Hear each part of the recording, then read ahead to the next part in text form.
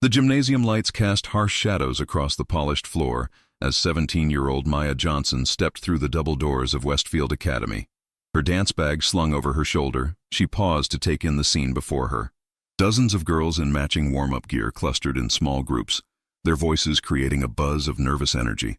The annual dance team tryouts were about to begin, and Maya had been preparing for this moment since her family moved to this affluent suburb 3 weeks ago. Maya's dark skin glistened with a light sheen of nervous sweat as she found an empty spot near the back of the room. She began stretching, her movements fluid and precise, years of training evident in every gesture. At her previous school in Detroit, she had been captain of the dance team, but here at Westfield, she was starting over. The transition hadn't been easy. Her father's promotion had brought opportunities, but also challenges she hadn't anticipated. "Oh, look, we have a new face," came a voice dripping with false sweetness. Maya looked up to see a tall blonde girl approaching, flanked by 2 others. The speaker had the kind of confident posture that came from years of being at the top of the social hierarchy. "I'm Brittany Caldwell. My father owns half the businesses in this town, and my mother was captain of this dance team 20 years ago." Maya stood, extending her hand with a genuine smile. "I'm Maya Johnson. Nice to meet you." Brittany's eyes traveled up and down Maya's form, taking in her worn but clean dance clothes, her natural hair pulled back in a practical ponytail. "Johnson," she repeated, as if testing the name. "And where exactly did you come from?" "Detroit," Maya replied, her voice steady despite the tension she sensed building. "Detroit," Brittany's friend Madison echoed, wrinkling her nose. "How urban." The other girls giggled, and Maya felt her stomach tighten. She'd encountered this before, the coded language, the subtle implications. Before Maya could respond, Coach Stevens clapped her hands sharply. "Ladies, let's begin. Form 3 lines for warm-up." The tryouts commenced with basic techniques, turns, leaps, and combinations that Maya executed with natural grace. She had trained in multiple styles, from contemporary to hip-hop, and her versatility showed. Other girls began to notice, some with admiration, others with something darker. During the break, Maya overheard Brittany talking to her friends near the water fountain. "Did you see her trying to show off? Some girls just don't understand that this isn't about raw talent. It's about fit, about representing our school properly." "What do you mean?" asked Sarah, Brittany's other constant companion. "I mean," Brittany lowered her voice, but not enough. "This is Westfield Academy. We have a reputation to maintain, a legacy. Some people just don't understand what that means." Maya's hands clenched around her water bottle. She had hoped things would be different here, but the familiar sting of otherness crept into her chest. She thought of her uncle Marcus, who had visited the weekend before. He'd served 3 tours in Afghanistan and always told her, "Maya, strength isn't about proving you belong. It's about knowing you already do." Before we go any further, comment where in the world you are watching from, and make sure to subscribe, because tomorrow's story is one you don't want to miss. The second portion of tryouts focused on choreography. Coach Stevens taught a complex routine that combined contemporary dance with elements of jazz. Maya absorbed the movements quickly, her muscle memory and training allowing her to add subtle flourishes that elevated the piece. She felt the familiar joy of movement, the way her body became an instrument of expression. But as the routine progressed, Maya noticed something disturbing. Brittany had positioned herself directly behind Maya in the formation, and during the more intricate sequences, she kept bumping into Maya's space, throwing off her timing. It appeared accidental to anyone not paying close attention, but Maya recognized the deliberate nature of the interference. "Oops, sorry," Brittany would whisper sweetly each time she disrupted Maya's flow. "I guess I'm not used to dancing with someone so energetic." Maya tried to focus on the choreography, but the constant interruptions were taking their toll. During a particularly challenging sequence that required precise timing, Brittany stepped on the back of Maya's foot just as she was about to execute a grand jeté. Maya stumbled, her graceful leap turning into an awkward recovery that sent her crashing into the girl in front of her. "Maya, focus!" Coach Stevens called out, her voice sharp with frustration. "This is about precision and control." Heat flooded Maya's cheeks as the other girls turned to stare. She could see the satisfaction in Brittany's eyes, the way she shook her head with mock sympathy. "Maybe she's nervous," Brittany said loud enough for others to hear. "The pressure here is probably different from what she's used to." The implications hung heavy in the air. Maya straightened her shoulders, channeling the composure her uncle had taught her. "I'm fine," she said quietly, but her voice carried a strength that made several girls take notice. As tryouts continued, the pattern became clear. Brittany and her friends had orchestrated a subtle campaign of disruption. They would occupy the spots at the mirrors where Maya was heading, forcing her to the back. They would ask the coach clarifying questions during moments when Maya was demonstrating particular skill, drawing attention away from her performance. Most insidiously, they began spreading whispers about Maya's background, her family, her fit with the team culture. "I heard her dad works at the plant," Madison said during a water break, her voice pitched to Carrie. "You know, manual labor. Nothing wrong with that, but it's just different from what we're used to here." Maya's jaw tightened. Her father was actually a mechanical engineer who had just accepted a senior position at a manufacturing facility. But she knew the truth wouldn't matter to these girls. They had already decided who she was and where she belonged. The final portion of tryouts involved individual performances. Each girl had 2 minutes to showcase her best skills, and Maya had prepared a routine that blended contemporary dance with elements of her hip-hop background. It was powerful, technical, and deeply personal, a piece about overcoming obstacles that felt particularly relevant in this moment. As her name was called, Maya stepped into the center of the gym. The music began, and she let herself disappear into the movement. Her body told a story of struggle and triumph, of finding beauty in adversity. The routine culminated in a series of aerial moves that showcased both her strength and grace, ending with a controlled landing that demonstrated perfect technique. The gym was silent for a moment, then erupted in applause. Even some of Brittany's friends seemed genuinely impressed. Maya had delivered something undeniably excellent, and everyone knew it. If you're enjoying this story of courage and standing up to bullies, smash that like button and let me know in the comments what you would do in this situation.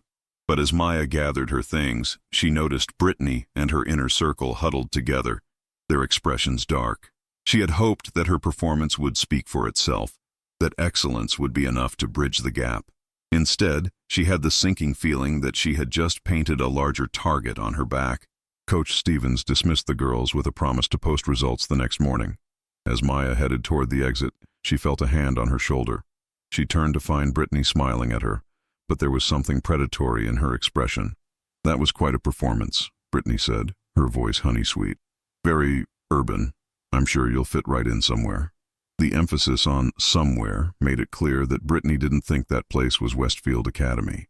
Maya met her gaze steadily, drawing on every lesson her uncle had taught her about facing down opponents who tried to intimidate through psychological warfare. "Thank you," Maya replied simply, refusing to take the bait. "I look forward to working with the team." As she walked away, Maya heard Brittany's voice behind her, no longer bothering to whisper. "We'll see about that." The next morning, Maya arrived at school early to check the results. A crowd had already gathered around the bulletin board where Coach Stevens had posted the team roster.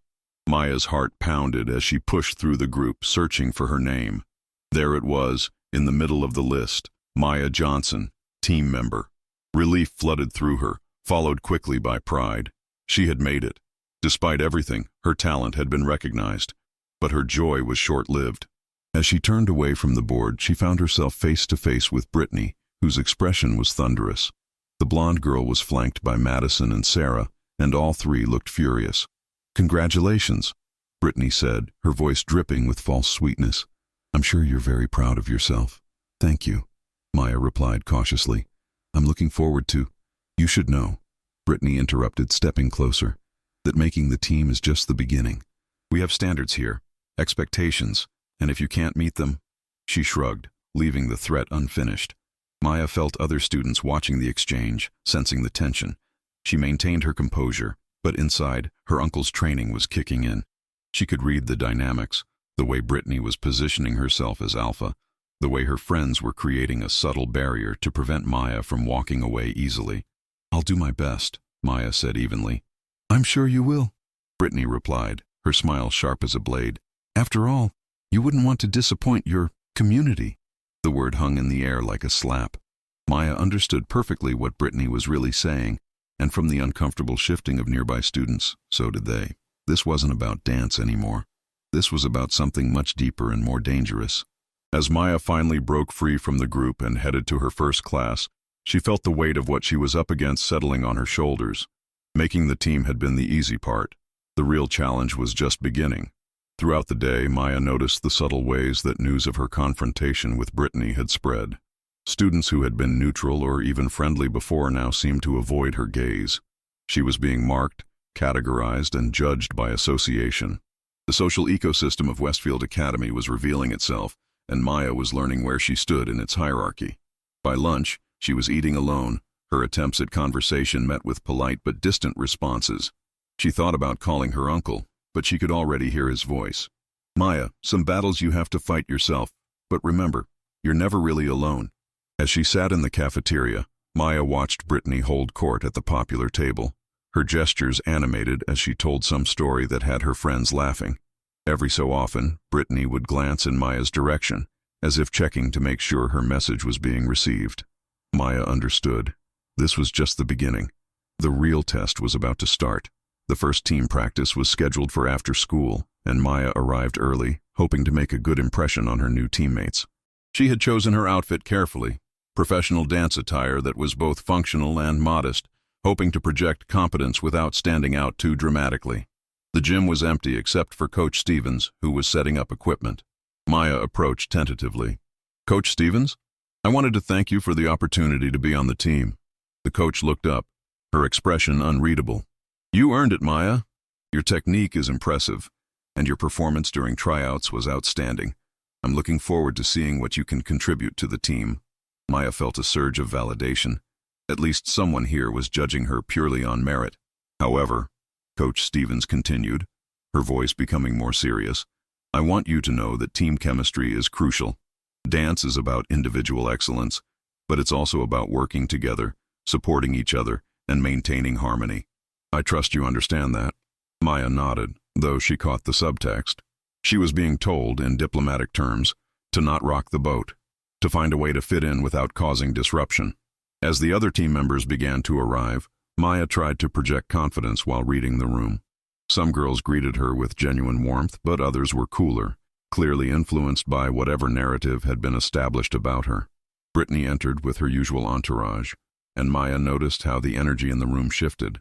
The blonde girl commanded attention without even trying, her presence affecting everyone around her. She was wearing expensive practice wear that somehow managed to look effortless while clearly being carefully chosen.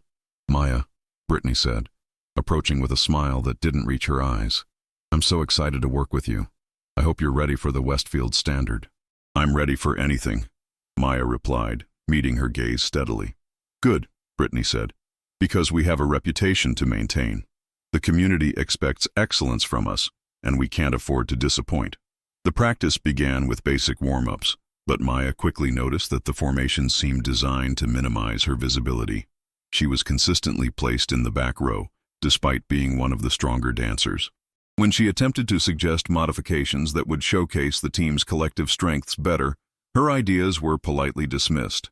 "That's an interesting idea," Coach Stevens would say, "but we have established routines that work for our competitions and community performances." Maya began to understand that community performances carried special weight here. The dance team wasn't just about competition.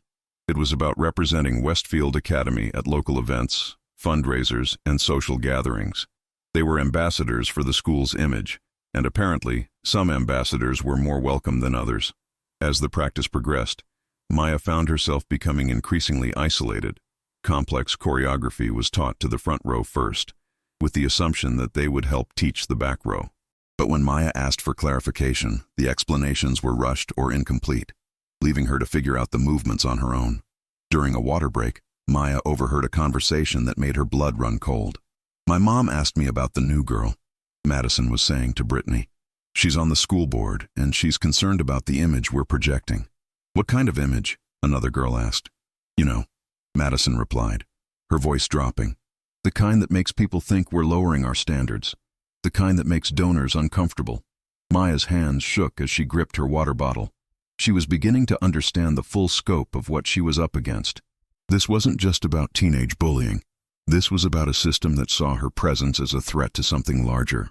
The practice ended with an announcement about an upcoming performance at the annual Westfield Community Foundation Gala, a major fundraising event attended by the town's most influential families. As Coach Stevens dismissed the team, Maya felt the weight of what was coming. She was going to have to prove herself not just as a dancer, but as someone worthy of representing this community. And she was beginning to understand that for some people, no amount of talent would ever be enough. The next few weeks at Westfield Academy felt like navigating a minefield. Maya threw herself into her schoolwork and dance practice, determined to prove that she belonged through sheer excellence. But every small victory seemed to be met with new obstacles, each more subtle and insidious than the last. During dance practice, Maya found herself repeatedly positioned where her skills would be least visible. When she suggested improvements to choreography, Coach Stevens would nod politely, but implement watered-down versions that diminished the impact. Most frustrating of all, Maya noticed that her contributions were often credited to other team members when parents or administrators visited practice. Maya had a great idea about the bridge sequence, Coach Stevens would say, but Brittany really brought it to life with her interpretation. The social isolation was worse than the professional undermining. Maya ate lunch alone. Her attempts at conversation met with polite but brief responses. She joined study groups only to find them mysteriously canceled or moved to locations she wasn't informed about. Even teachers seemed to treat her differently, their expectations somehow both higher and lower than for other students. It was during a particularly difficult Tuesday that Maya discovered just how deep the campaign against her ran. She had stayed after school to practice in the empty gym, working on a solo piece that might earn her a spotlight moment in the upcoming gala performance.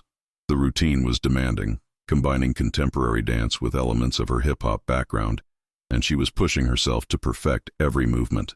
As she finished a particularly complex sequence, Maya heard slow clapping from the doorway. She turned to find Brittany entering with Madison and Sarah, their expressions ranging from amused to hostile. "Very impressive," Brittany said, her voice dripping with false admiration. "I can see why you think you deserve special attention." Maya straightened, her muscles still warm from the workout. "I'm just practicing, same as everyone else." "Same as everyone else?" Madison laughed. "Maya, you really don't understand where you are, do you?"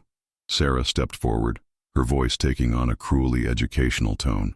"This is Westfield Academy. Do you know what that means? It means legacy. It means tradition. It means that when people see our dance team, they see the future leaders of this community."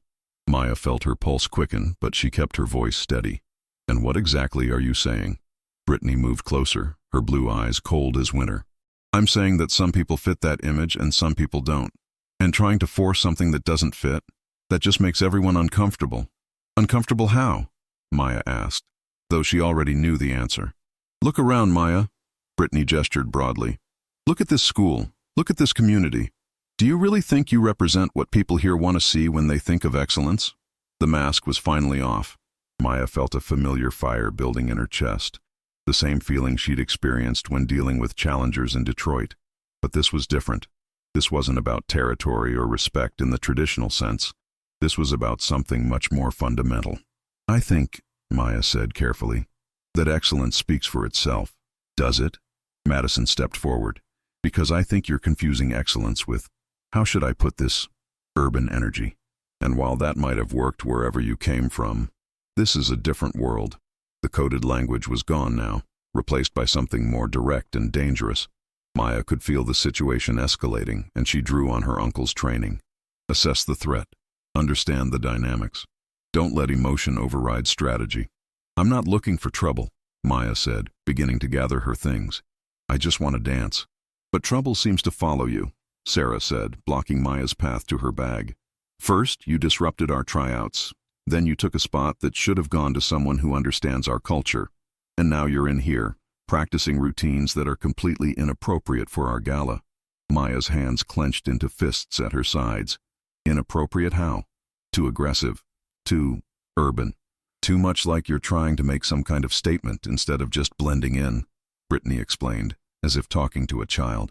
"Our donors expect a certain level of refinement." The word hung in the air like a slap. Maya understood perfectly what Brittany was really saying, and the rage that had been building inside her threatened to explode. But she also heard her uncle's voice.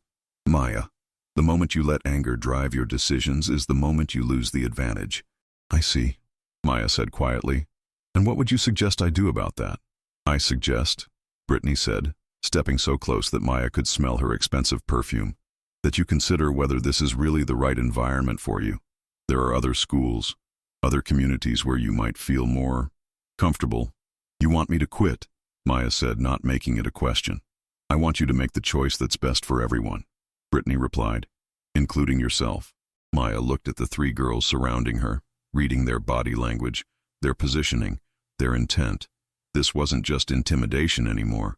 This was a direct threat, and she was outnumbered in an isolated location. Her uncle's training kicked in fully, and she began to assess escape routes and defensive positions. What if I don't want to make that choice? Maya asked, her voice steady despite the adrenaline coursing through her veins. Brittany's smile turned predatory. Then I guess you'll learn the hard way that some people just don't belong here. And trust me, Maya, I can make your life very, very difficult. The threat was clear, and Maya understood that she was looking at an escalation that would go far beyond subtle undermining. She was in real danger now, not just socially, but potentially physically. She needed to get out of this situation and figure out her next move. I hear you, Maya said, beginning to move toward her bag. Loud and clear, but as she reached for her dance bag, Madison stepped on it, her foot holding it in place. Not so fast, she said. I think we need to make sure you really understand what we're telling you. Maya felt her pulse spike. The situation was becoming genuinely dangerous, and she was trapped in an enclosed space with three people who clearly intended to harm her. Her uncle's training had prepared her for this moment, but she had hoped never to use it. Let me get my bag, Maya said, her voice taking on a different quality, and I'll be on my way. Or, Sarah said, moving to block the exit, we could have a little demonstration right now. Show you what happens when people don't listen to good advice. Maya's mind raced. She was outnumbered, but she had advantages they didn't know about. Her uncle had trained her not just in self-defense, but in tactical thinking. She could handle this situation, but the consequences would be severe. If she defended herself, she would be branded as violent, aggressive, dangerous. Everything they were already trying to make her out to be. But if she didn't defend herself, she would be sending a message that she was helpless, that she could be victimized without consequence. It was a trap with no good options. You really don't want to do this, Maya said, her voice carrying a warning that none of them recognized. Don't we? Brittany laughed. What are you going to do? Tell the coach? Tell the principal? Who do you think they're going to believe? Maya realized with crystalline clarity that Brittany was right. In a contest of credibility, three wealthy white girls with family connections would always be believed over a black girl from Detroit. The system was designed to protect them and doubt her. But she also realized something else. Her uncle had taught her that the most important battles weren't always won through direct confrontation. Sometimes the smartest strategy was to gather intelligence, build alliances, and choose your moment. You're right, Maya said, her voice suddenly defeated. I can't fight all of you. The change in her tone seemed to satisfy them. Brittany smiled triumphantly, and Madison lifted her foot off Maya's bag. I'm glad you're finally being reasonable. Maya gathered her things slowly, her mind racing. She needed to get out of this situation, but she also needed to understand exactly what she was up against. Her uncle had taught her to gather intelligence on opponents, to understand their strengths and weaknesses before engaging. Can I ask you something? Maya said as she shouldered her bag. How far are you willing to go to get me to leave? Brittany's eyes gleamed. As far as it takes. My family has donated hundreds of thousands of dollars to this school. My mother is on the school board. My father knows the mayor, the police chief, the county commissioner. If I say you're a problem, you become a problem. And if I keep dancing, keep trying to fit in? Maya asked. Then you'll find out just how creative we can be, Madison said. And trust me, you don't want that. Maya nodded slowly, as if accepting defeat. I understand. As she headed toward the door, Sarah stepped aside with a satisfied smirk. Smart girl. I knew you'd figure it out eventually. Maya paused at the threshold. Can I ask one more thing? What? Brittany said impatiently. Is this just about the dance team? Or is there something more? Brittany's expression became serious. Maya, this is about maintaining standards. About protecting what we've built here. About making sure that when people think of Westfield Academy, they think of excellence, tradition, and the right kind of people. And I'm not the right kind of people, Maya said. No, Brittany said simply. You're not. Maya nodded and left the gym. But her mind was already working. She had learned valuable intelligence about her opponents. They were organized, well-connected, and willing to use their resources to eliminate threats. But they had also revealed their arrogance, their assumption that she was helpless, their belief that she would simply fold under pressure. They had no idea what they were really dealing with.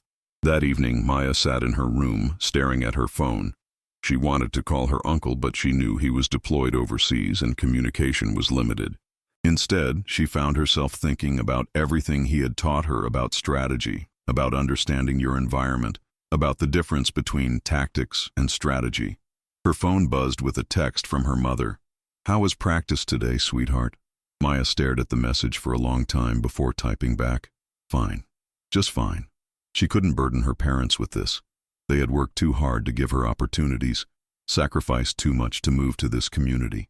They believed in the American dream, in the idea that talent and hard work would be enough. Maya was beginning to understand that sometimes it wasn't, but she was also beginning to understand that there were other ways to win. The next morning, Maya arrived at school early and began to observe. She watched the social dynamics, the way information flowed, the patterns of alliance and influence. She paid attention to which teachers seemed genuinely committed to fairness, which students might be allies, which administrators might be sympathetic. She also began to document everything, every slight, every microaggression, every moment of exclusion. She took photos of her practice schedules, recorded her own performances, and began building a case that she hoped she would never need to use.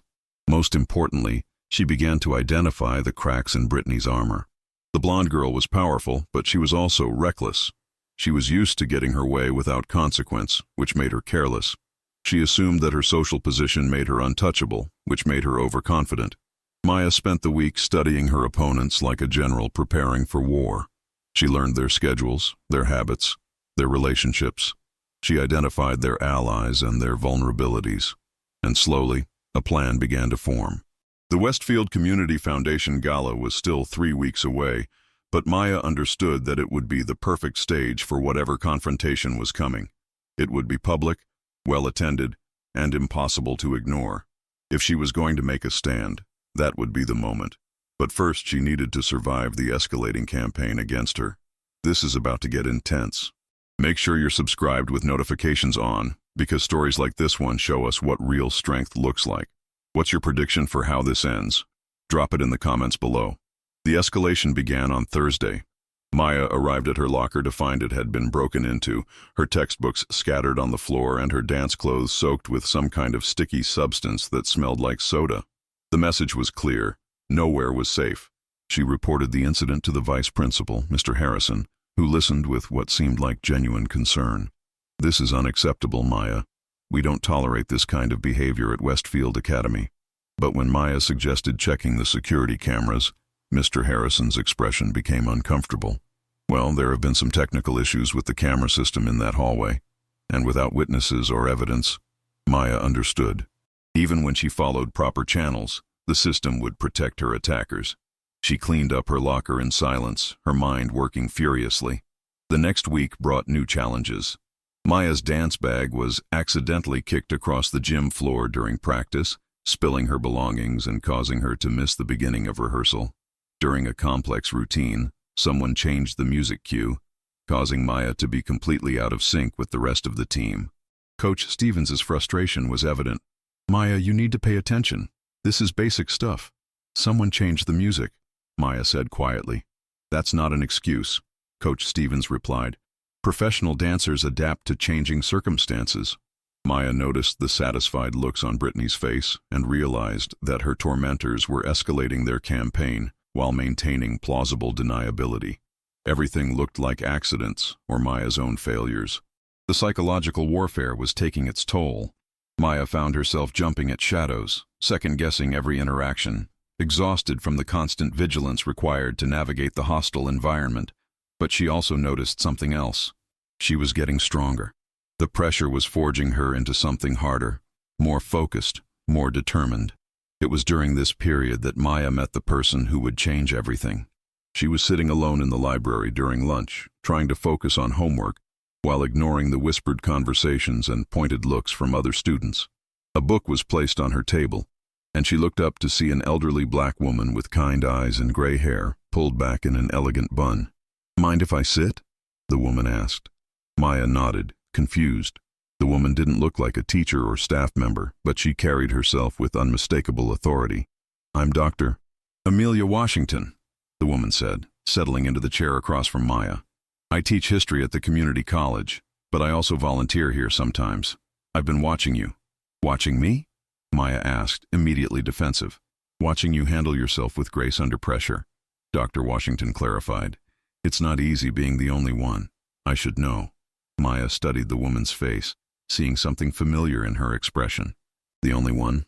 I was the first black student to integrate this school district back in 1967, Dr. Washington said quietly.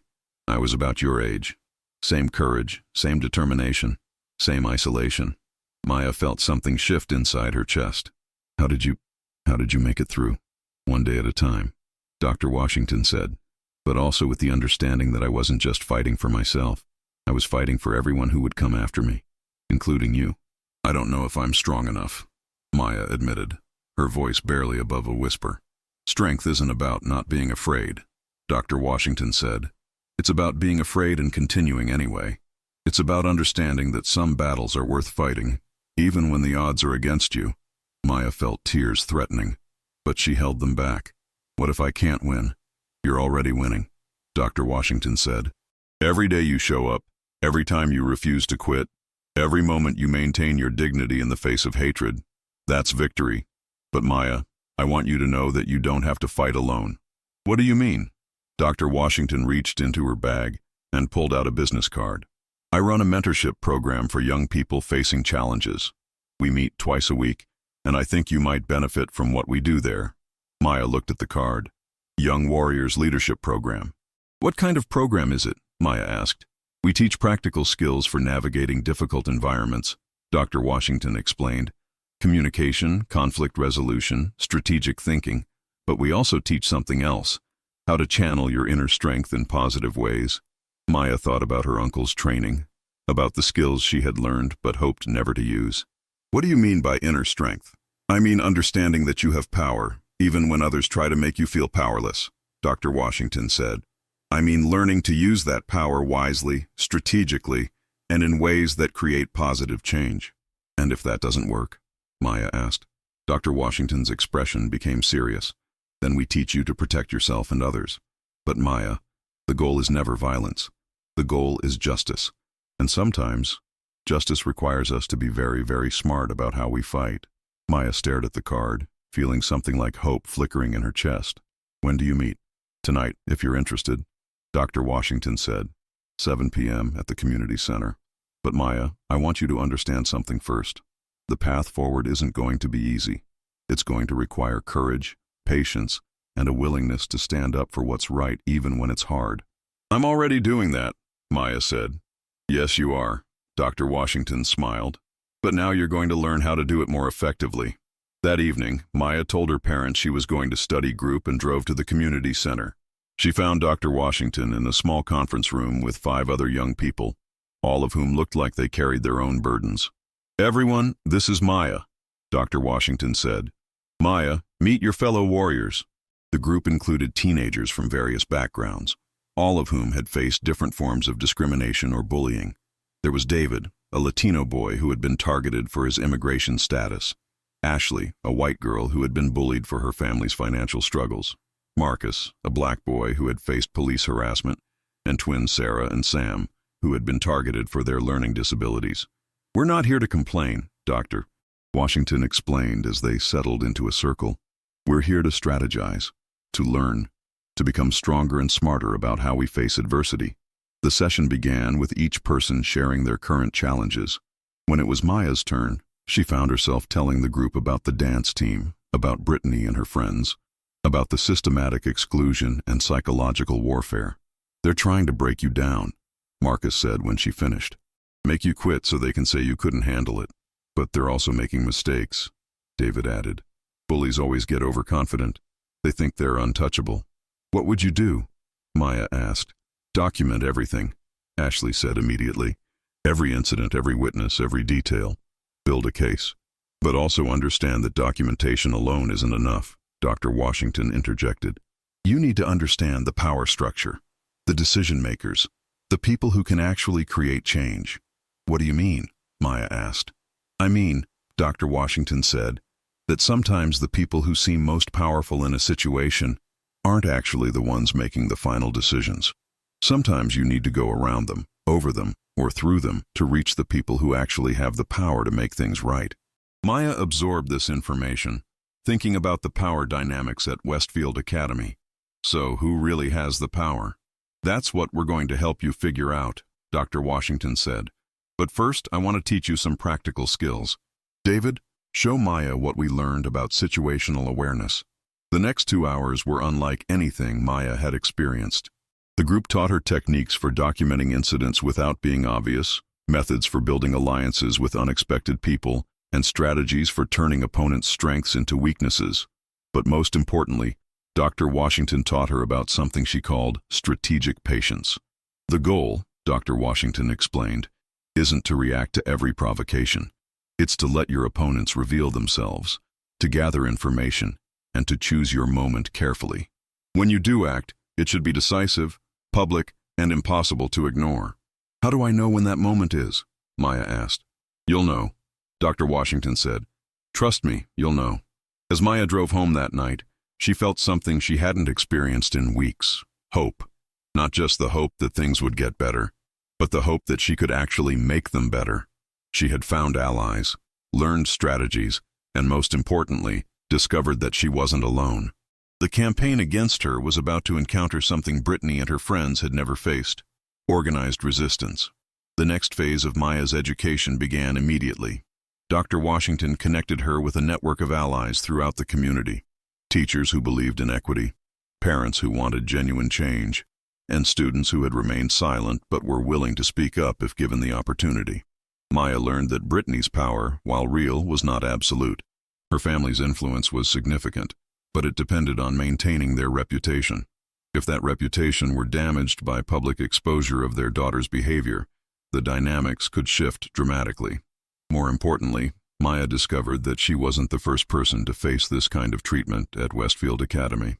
There was a pattern of exclusion and harassment that went back years, carefully hidden but well documented by those who had experienced it. The key, Dr. Washington explained during their next session, is understanding that this isn't really about you personally. You're just the latest target in a system designed to maintain exclusivity. But that also means you're not fighting alone. You're fighting for everyone who came before you and everyone who will come after. Maya began to see her situation differently. This wasn't just about making the dance team or fitting in at school. This was about challenging a system that perpetuated inequality and exclusion. Armed with this new perspective, Maya returned to school with a different energy. She continued to excel in her classes and at dance practice, but now she was also quietly building a coalition. She reached out to students who had been marginalized, teachers who seemed genuinely committed to equality, and parents who were concerned about the school's culture. She shared her documentation carefully, building trust and understanding. The response was more positive than she had expected. Many people had noticed the problems, but felt powerless to address them individually. Maya's courage in speaking up gave them permission to share their own experiences and concerns. Meanwhile, Brittany and her friends continued their campaign, unaware that Maya was no longer fighting alone. They escalated their tactics, believing that increased pressure would finally break her. The breaking point came 2 weeks before the gala, during what should have been a routine dress rehearsal. Maya arrived at practice to find her costume had been accidentally damaged, torn in several places and stained with what looked like paint. Coach Stevens was sympathetic but practical. "I'm sorry, Maya, but we don't have time to order a replacement. You'll have to sit this performance out." Maya felt the familiar rage building, but this time it was tempered by strategy. She looked at Brittany, who was trying to hide her satisfaction, and made a decision. "Actually, Coach Stevens, I think I can fix this," Maya said calmly. "My grandmother is an excellent seamstress. She can have this ready by tomorrow." "Are you sure?" Coach Stevens asked, clearly hoping for a solution that wouldn't require her to deal with the underlying conflict. "I'm positive," Maya said, "but I want to document the damage first, just in case there are insurance implications." Maya pulled out her phone and began taking detailed photos of the costume, the damage, and the surrounding area. She also made sure to capture the reactions of everyone present, including Brittany's barely concealed anger at Maya's composed response. "Maya, is that really necessary?" Brittany asked, her voice tight with frustration. "Just being thorough," Maya replied sweetly. "My father always says to document everything properly." As Maya gathered the damaged costume, she noticed something that made her pulse quicken. There was a security camera in the corner of the dressing room that she hadn't noticed before. If it was working, it might have captured whoever damaged her costume. That evening, Maya shared the photos with Dr. Washington and the Young Warriors group. But more importantly, she shared her suspicion about the security camera. "Even if they say the cameras aren't working, we can request the footage through official channels," Dr. Washington explained. "And if they refuse to provide it, that becomes part of the story." "What story?" Maya asked. "The story we're going to tell at the gala," Dr. Washington said, with a smile that Maya was beginning to recognize. "Maya, I think it's time for you to understand the full scope of what we're planning." Dr. Washington explained that the Young Warriors program had been building a case for months about the systemic issues at Westfield Academy. Maya's experiences were just the latest and most documented example of a pattern they had been tracking. "The gala is perfect," Dr. Washington explained. "All the decision makers will be there. School board members, major donors, community leaders. It's public, it's high profile, and it's exactly the kind of event where people care about appearances." "But what are we going to do?" Maya asked. "We're going to tell the truth," Dr. Washington said simply. "But we're going to tell it in a way that can't be ignored, dismissed, or covered up." Maya felt her heart racing. "How?" "Leave that to us," Dr. Washington said. "Your job is to focus on your performance. Dance like your life depends on it. Because in many ways it does." The final week before the gala passed in a blur of preparation and tension. Maya's costume was expertly repaired by her grandmother, who had listened to Maya's story with growing anger and determination. "Baby girl," her grandmother had said, "sometimes the world tries to tell us we don't belong in beautiful places. But beauty belongs to everyone, and everyone belongs in beauty.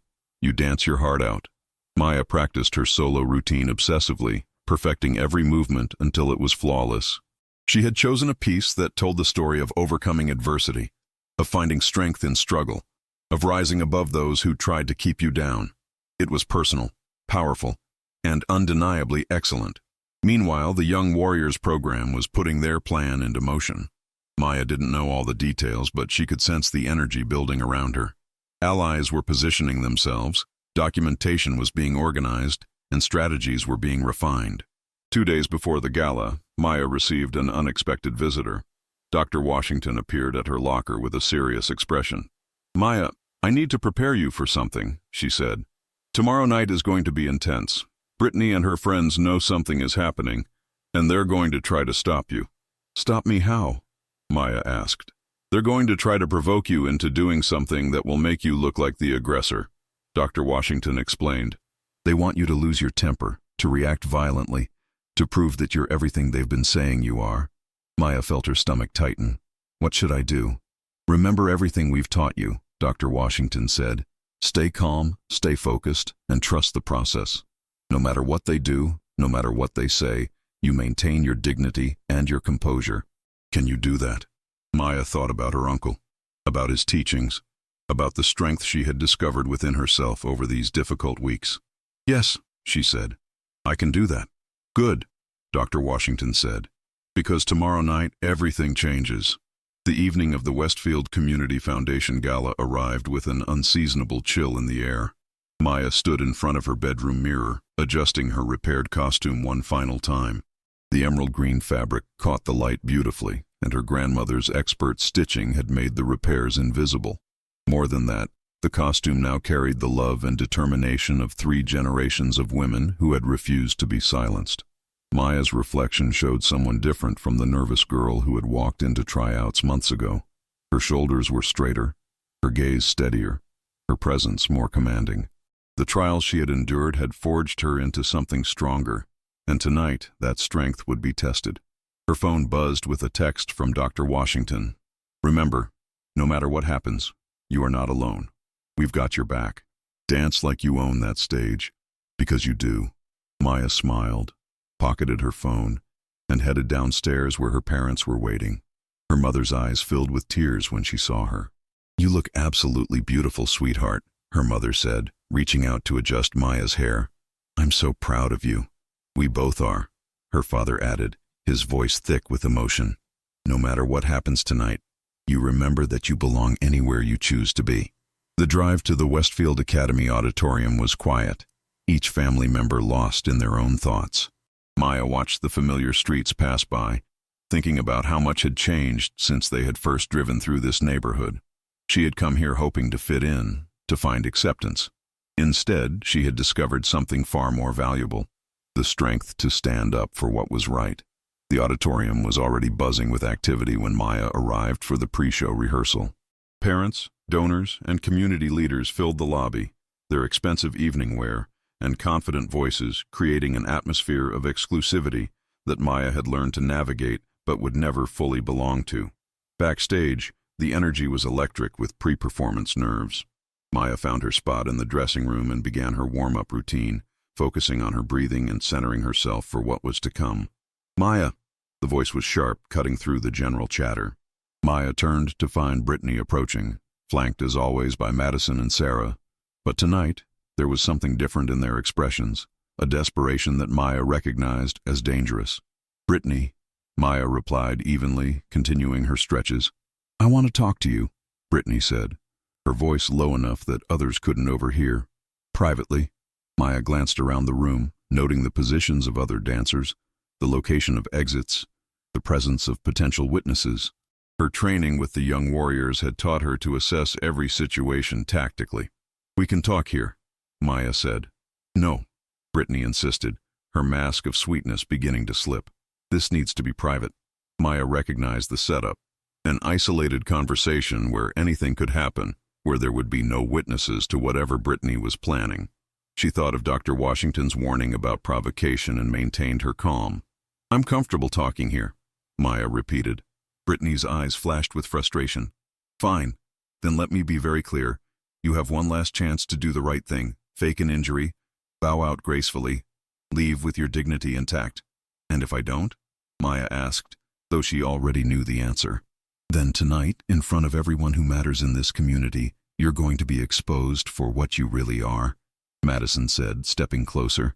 "Aggressive, violent, unsuitable for this environment." Sarah moved to Maya's other side. "We've planned this very carefully, Maya. You're going to react exactly the way we want you to, and when you do, everyone will see that we were right about you all along." Maya felt the familiar fire building in her chest, but this time it was controlled, focused, strategic. These girls had no idea what they were really dealing with, and that ignorance was about to become their downfall. "I understand," Maya said quietly. "You're going to try to make me lose control." "We're not going to try," Brittany said with a cold smile. "We're going to succeed, unless you're smart enough to walk away right now."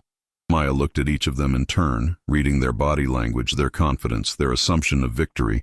They believed they had already won. That overconfidence would be their weakness. "Thank you for the warning," Maya said, turning back to her warm-up. "I'll keep it in mind." The dismissal clearly frustrated them, but before they could respond, Coach Stevens called for places. The show was about to begin. As Maya took her position for the opening number, she caught sight of Dr. Washington in the wings. The older woman gave her a subtle nod, and Maya felt a surge of confidence. Whatever was coming, she was ready. The first half of the show proceeded without incident. The dance team performed their group numbers flawlessly, and Maya executed her parts with precision despite being positioned in the back. She could feel the tension building, the anticipation of whatever confrontation Brittany had planned. During intermission, Maya noticed unusual activity in the audience. Several people were setting up cameras and recording equipment, including some faces she recognized from the Young Warriors Network. Dr. Washington had said to trust the process, and Maya was beginning to understand that the process was much larger than she had imagined. The second half of the show featured solo performances, and Maya was scheduled to perform her piece near the end. As the evening progressed, she could feel Brittany's eyes on her, the predatory anticipation of someone waiting for the perfect moment to strike. That moment came as Maya was preparing for her solo. She was in the wings, doing final stretches and mental preparation, when Brittany appeared beside her. Last chance, Maya, Brittany whispered. Walk away now, or face the consequences. I'm not walking away, Maya replied calmly. Then you've made your choice, Brittany said, and something in her tone made Maya turn to look at her fully. What she saw made her blood run cold. Brittany was holding something in her hand, a small container that looked like it might contain some kind of liquid. Maya's mind raced, understanding immediately what was being planned. You're going to slip and fall during your performance, Brittany said with a cold smile. Right there on stage, in front of everyone. And when you get angry about it, when you lose control and show everyone your true nature, they'll see that we were right about you all along. Maya felt her pulse spike, but her voice remained steady. You're going to sabotage the stage. I'm going to create an opportunity for you to show your true colors, Brittany corrected. What happens after that is up to you. Maya understood the full scope of the trap now. They would make her fall, humiliate her publicly, and then count on her anger to do the rest. In front of all the community leaders, donors, and decision-makers, she would be portrayed as exactly what they had been saying she was all along. But they had made one crucial mistake. They had told her what they were planning. Maya Johnson, you're on in 2 minutes, the stage manager called. Maya looked at Brittany one last time. Thank you, she said quietly. For what? Brittany asked, confused by Maya's calm response. For underestimating me, Maya replied. As Maya walked toward the stage, her mind was crystal clear. She knew exactly what was going to happen, and she knew exactly how she was going to respond. All those weeks of training with Dr. Washington, all those lessons about strategic thinking and tactical patience, had led to this moment. The music began, and Maya stepped onto the stage. The lights were bright, the audience was large, and she could feel the weight of expectation from every direction. But as she began to move, all of that faded away. She was exactly where she belonged, doing exactly what she was meant to do. Her routine was flawless for the first minute, every movement precise and powerful. The audience was captivated, even those who had come prepared to judge her harshly. Maya could feel their surprise, their grudging admiration, their growing recognition that they were witnessing something exceptional. And then, just as Brittany had promised, the sabotage came. Maya's foot hit a slick spot that definitely hadn't been there during rehearsal, and she felt herself beginning to fall. But Maya had been preparing for this moment. As she felt her balance going, she didn't fight it. Instead, she incorporated the slip into her choreography, turning the fall into a controlled roll that became part of the dance. What should have been a humiliating stumble became an impressive display of athletic grace and quick thinking. The audience gasped, then erupted in spontaneous applause as Maya seamlessly recovered and continued her routine. She had turned Brittany's sabotage into a moment of triumph, and everyone in the auditorium could see it. But Maya wasn't done. As she continued dancing, she made sure to hit the slick spot again, this time deliberately, showing the audience that there was something on the stage that shouldn't be there. She turned the evidence of sabotage into part of her performance, making it impossible to ignore while never breaking character. The routine built to its climax, and Maya poured everything she had into the final sequence. Every frustration, every moment of injustice, every ounce of determination she had built up over the past months went into those movements. She was dancing not just for herself, but for everyone who had ever been told they didn't belong, everyone who had faced discrimination, everyone who had been underestimated because of who they were. When the music ended, the auditorium was silent for a heartbeat. Then the audience exploded in applause, rising to their feet in a standing ovation that went on for several minutes. Maya stood center stage, breathing hard but smiling, feeling the power of what she had just accomplished. But the evening wasn't over. As the applause died down, Dr. Washington appeared on stage with a microphone. Maya felt a moment of confusion. This wasn't part of the program. Ladies and gentlemen, Dr.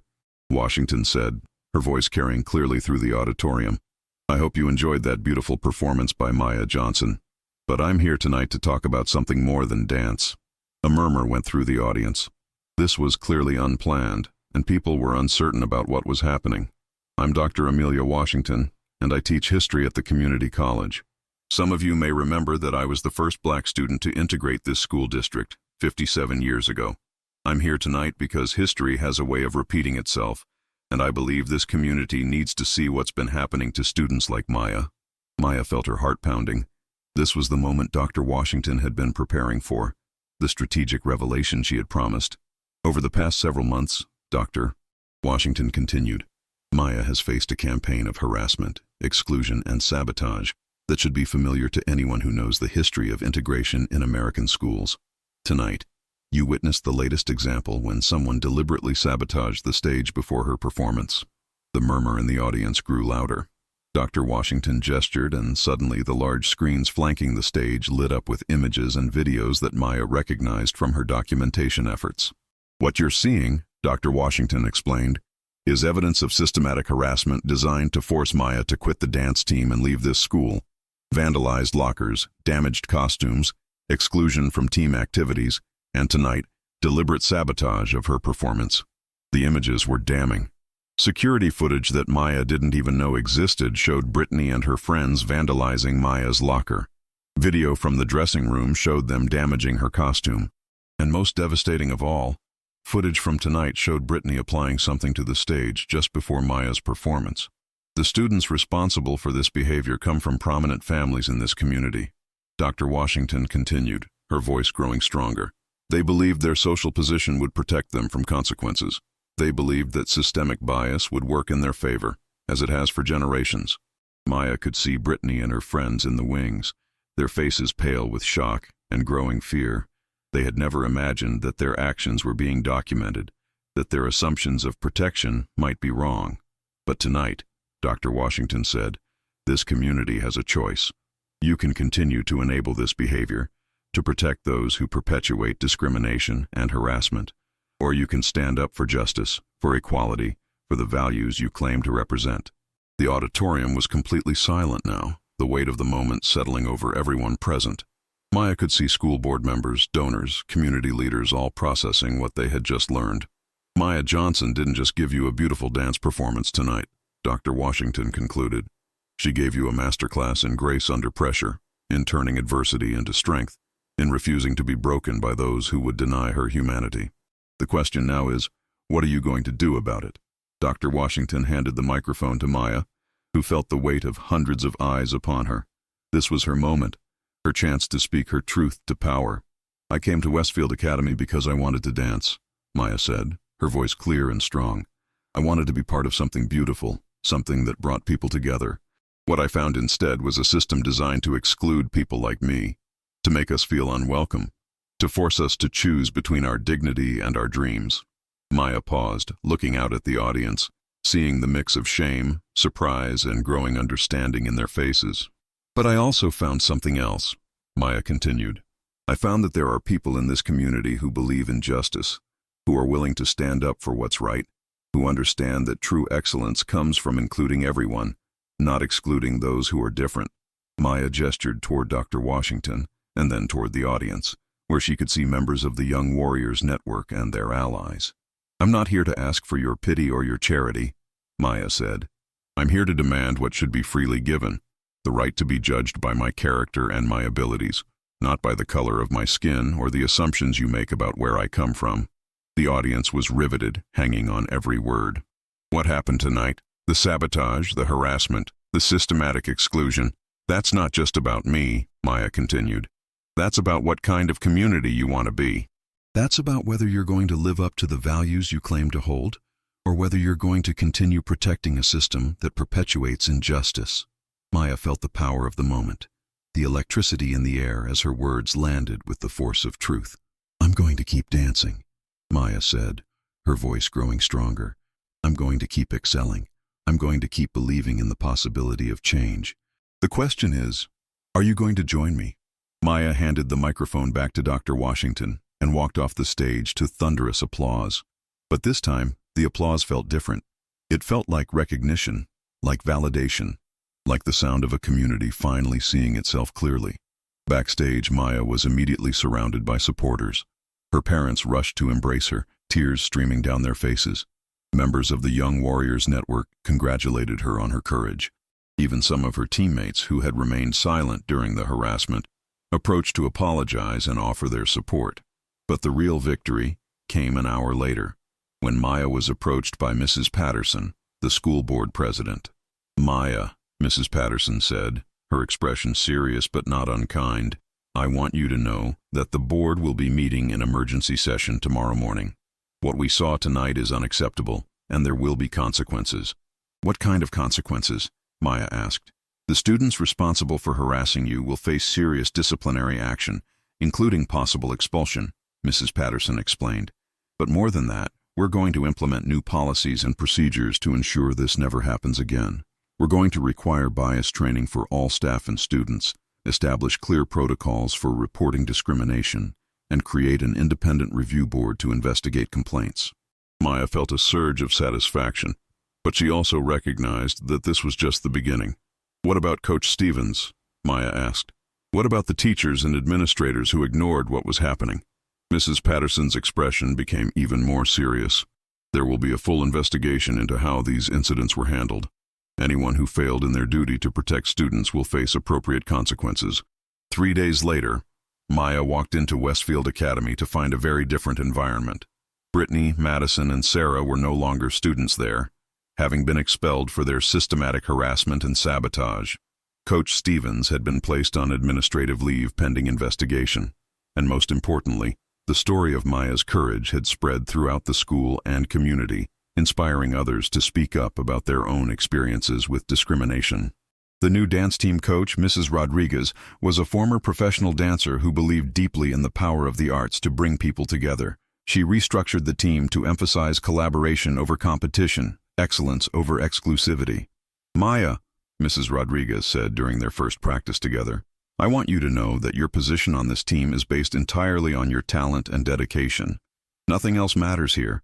Maya smiled, feeling a lightness she hadn't experienced in months. "Thank you. That's all I ever wanted." But the changes went beyond the dance team. The Young Warriors program was invited to establish a permanent presence at the school. Dr. Washington was appointed to the school board, and Maya found herself at the center of a movement that was transforming not just Westfield Academy, but the entire community's approach to diversity and inclusion. 6 months later, Maya stood on the same stage where she had faced down her bullies, but this time she was surrounded by a diverse group of dancers representing the new Westfield Academy dance team. They were performing at a community celebration of unity and inclusion, and the audience was more diverse than the school had ever seen. As Maya moved through the choreography she had helped create, a piece that told the story of different cultures coming together to create something beautiful, she thought about her uncle, who was now home from deployment and sitting proudly in the front row. "You were right, Uncle Marcus," she thought. "Strength isn't about proving you belong. It's about knowing you already do." After the performance, as Maya was surrounded by congratulations and praise, a young black girl approached her shyly. "Excuse me," the girl said. "Are you Maya Johnson?" "I am," Maya replied, kneeling down to the girl's level. "My name is Jasmine, and I'm going to be starting at Westfield Academy next year," the girl said. "My mom says you made it safe for people like us to be here." Maya felt tears prick her eyes. "You were always safe to be here, Jasmine, but now everyone knows it. Will you teach me to dance like you?" Jasmine asked. Maya smiled, thinking about legacy, about the ripple effects of courage, about the way one person's refusal to accept injustice could change everything. "I would love to," Maya said. "But first, let me tell you something my uncle taught me. You don't need anyone's permission to be excellent. You don't need anyone's approval to take up space. You just need to remember that you belong wherever you choose to be." As Maya watched Jasmine's face light up with understanding and possibility, she knew that the fight had been worth it, not just for herself, but for everyone who would come after her. The system that had tried to exclude her was now actively working to include others. The community that had questioned her belonging was now celebrating diversity, and the stage that had once been a battlefield was now a place of joy and unity. Maya Johnson had arrived at Westfield Academy hoping to find acceptance. Instead, she had found something far more valuable, the power to create change. And in the end, that power had transformed not just her own life, but the lives of countless others who would benefit from the more just and inclusive community she had helped create.